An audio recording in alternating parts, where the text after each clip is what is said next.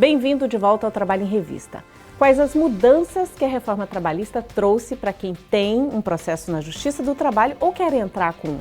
Para explicar as novas regras, a gente recebe hoje o professor de Direito Processual do Trabalho da Universidade Federal de Mato Grosso, Fábio Macanhã. Professor, obrigada pela sua presença. Professor, essas regras passam a valer a partir de agora e passam a valer para quem vai entrar com um processo trabalhista ou para quem já está com um processo em andamento? Na verdade, a lei da reforma trabalhista, ela tem um aspecto que realmente precisa ser falado sobre o direito intertemporal que nós chamamos. Ela não traz nada específico sobre o direito intertemporal, mas a CLT, o artigo 769 da CLT, nos remete também à aplicação subsidiária do Código de Processo Civil.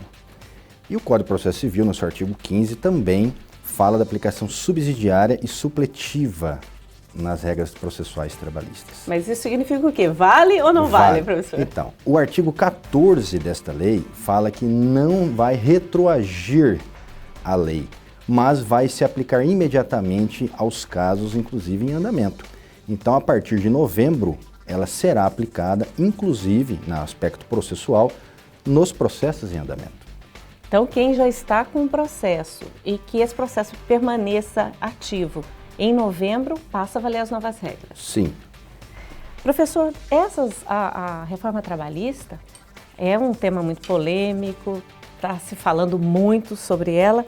E de um lado, essas novas regras são apontadas como um empecilho para se entrar com a ação na Justiça do Trabalho, o acesso à Justiça Trabalhista, mas de outro lado, ela é defendida como uma mudança que vai inibir o que se chama de indústria de ação trabalhista ou ações aventureiras.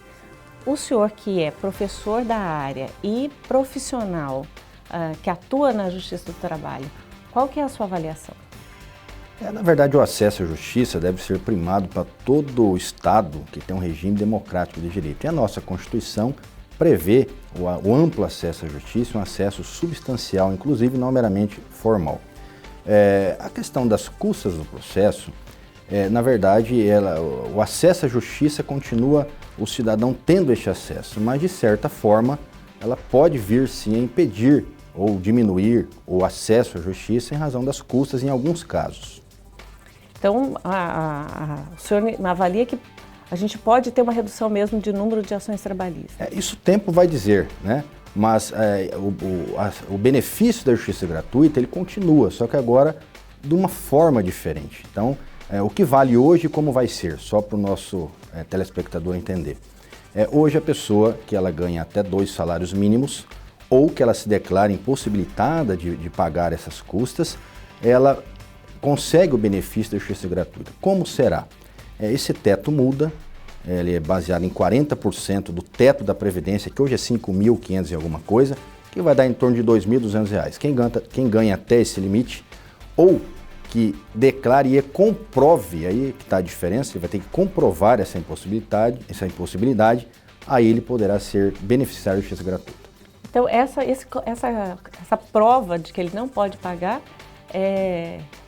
seria baseada em quê? O que ele teria que apresentar, professor?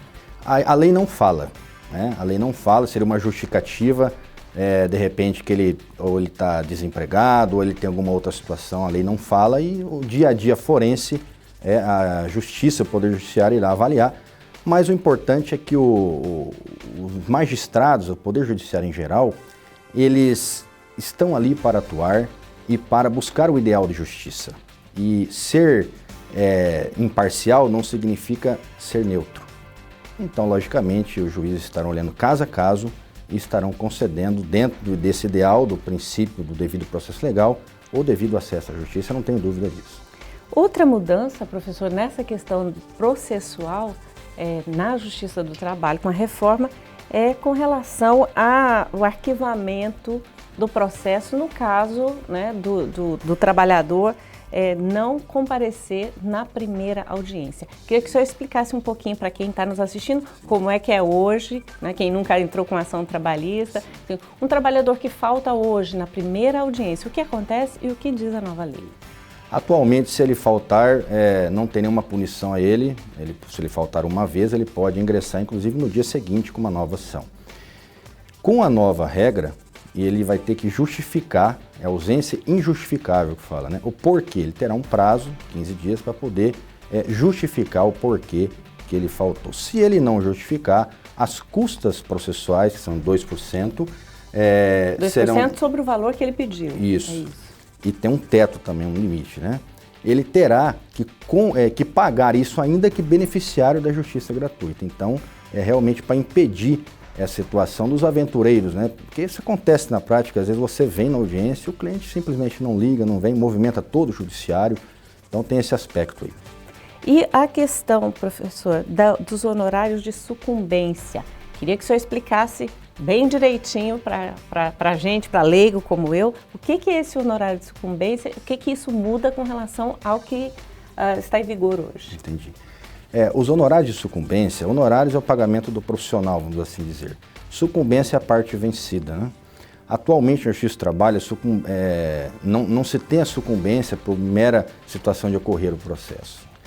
A partir deste momento, quando a lei entrar em vigor, haverá condenação de 5% a 15% de honorários sucumbenciais. Aquela parte que ele não ganhou na ação, ele terá que pagar de 15%, o juiz vai arbitrar isso, mínimo 15% e o máximo de 15% de honorários sucumbenciais, que é em decorrência do processo. Então, além de pagar o seu advogado, ainda paga essa outra parte, é isso? Isso, tem os honorários contratados, que ele vai ter que rever com o seu advogado, como é que faria, porque é um independente do outro, e teria mais essa incumbência. Também com relação à perícia no processo trabalhista, mudou. Sim. O que mudou? E eu queria que você explicasse desde o comecinho, assim, o que é a perícia, sim, se ela é muito comum no processo trabalhista, sim, em que momento é que os peritos são chamados? Entendi. A perícia, na verdade, é uma prova pericial que se faz no processo para se apurar a existência ou não de situações, por exemplo, insalubridade ou periculosidade, né? O perito é um profissional, que ele é nomeado pelo juiz, para ele se apurar isso dentro do processo, na fase de instrução processual, que é a colheita de provas. A parte reclamante ou reclamado, que é o autor ou réu, fazem o pedido de perícia, muitas vezes. Quem requer a perícia é que teria essa obrigação de pagar. Porém, agora com a nova lei, ainda que beneficiário da justiça gratuita... Então, mesmo que o trabalhador comprove que ele não tem condição financeira de pagar o processo, ele ainda assim pagaria o perito? Se ele for vencido no seu pedido. O que acontece é que ele terá que pagar se ele tiver crédito nesse processo ou em outro processo. Como assim em outro processo? Por exemplo, que a lei não fala que se ele tiver condições de pagar nesse processo em que está ocorrendo a perícia, mas um outro processo, por exemplo, de natureza civil, que ele vai receber uma indenização lá. No caso, se ele tiver essa condição, por conta disso, especialmente, ele terá que pagar isso aí. Caso contrário, aí a União pagaria. E para a gente encerrar, professor, uma outra mudança e que os especialistas falam que vai impactar enormemente o judiciário trabalhista é a questão do processo da fase de execução. Sim. Hoje, quando sai a decisão, uma sentença, enfim, já automaticamente, né, dá-se continuidade à busca de bens para, né, satisfazer essa decisão. Sim. E no caso agora, isso muda, é isso? Na verdade, sim. A execução de ofício, que nós chamamos, é aquela que é promovida independente do impulsionamento das partes dentro do processo. Essa execução de ofício na Justiça do Trabalho, ela ocorre hoje e ela continuará a ocorrer, porém, apenas quando o reclamante não estiver acompanhado de advogado. Exemplo do uso do ius postulandi, que hoje, na realidade, é bem pouco, quase nulo, ínfimo, né? A quantidade de processos. Justo. Então, isso vai proporcionar com que os advogados estudem mais sobre a questão da execução trabalhista e vão tomar as medidas que a execução exige para satisfazer o crédito, como você falou, do reclamante. Então, na prática, a grande maioria dos processos vai ter que ter esse impulsionamento, esse pedido de abertura do processo de execução. Na verdade, todos os movimentos, todos os atos processuais da execução, seja pedido de penhora, busca de bens, enfim, todos os atos concernentes à execução, agora a execução de ofício não terá mais na Justiça do Trabalho, com aquela exceção que eu falei. Professor, e agora sim, para a gente encerrar, que nós estamos pouquinho tempo, Sim. na sua avaliação, um profissional com mais de 20 anos, atuando como advogado trabalhista, professor dessa área na Universidade Federal em Mato Grosso, qual que é a sua avaliação do todo nessa parte processual da reforma trabalhista? Está resolvido e a gente agora tem um norte? Se você pegar em termos de proporção de aspectos processuais e materiais da reforma, foi menor os aspectos processuais, em torno de 20 pontos talvez, né? E a reforma como um todo em torno de 100 pontos.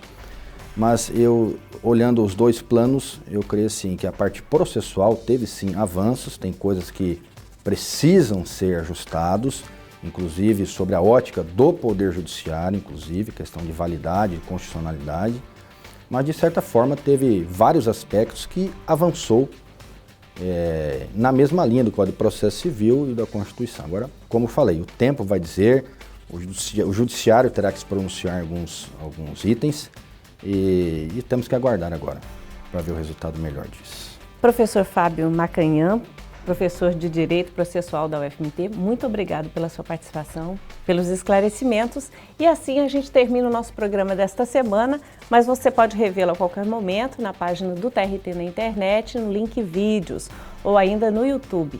Aproveite para ver as redes sociais do Tribunal e ficar bem informado sobre a Justiça do Trabalho em Mato Grosso. Até o próximo programa.